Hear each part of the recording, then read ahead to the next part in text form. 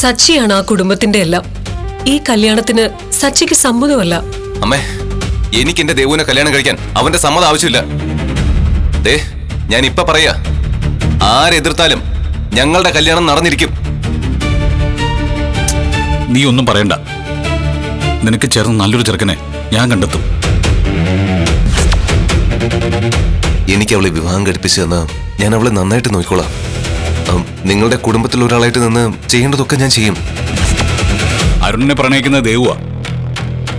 ഈ കാര്യങ്ങളൊക്കെ മറച്ചു വെച്ച് അവളാണ് എന്നോട് കള്ളം പറയേണ്ടത്. എന്നാ അവൾ എന്നോട് സത്യം പറഞ്ഞു. എന്നാ നീയാ എന്നോട് കള്ളം പറഞ്ഞത്, മറച്ചു വെച്ചത്.